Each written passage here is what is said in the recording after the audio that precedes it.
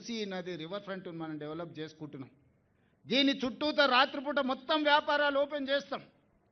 పొద్దుటిపూట పని చేసుకోవడమే కాదు, రాత్రిపూట పనిచేయడానికి కూడా మూసీ నది ఒడ్డున రెండు వైపులా రాత్రి మొత్తం వ్యాపారాలు జరిగేటట్టు హోటళ్ళు, వ్యాపారాలు, కూరగాయలు, పంటలు, ట్యాక్సీ అన్ని చేసి మొత్తం లైట్లు పెట్టి బ్రహ్మాండంగా పెట్టి నిరుద్యోగ యువకులకు ఉద్యోగ ఉపాధి అవకాశాలు కల్పించి శాంతి భద్రతలను పటిష్టంగా అమలు చేసి పొద్దుపూట కష్టం చేసుకున్న వాళ్ళు సాయంత్రం పోతే కూరగాయలు కొనుక్కోవాలనుకున్నా, బట్టలు కొనుక్కోవాలనుకున్నా, పిల్లల్ని తీసుకెళ్ళి ఇంత హోటల్లో మనం ఇంత మంచి భోజనం పెట్టించి మొత్తం అట్లా నగరాన్ని చూపించి రావాలనుకున్నా ఈరోజు మొత్తం ఇదంతా అభివృద్ధి చేయాలనుకుంటున్నాం.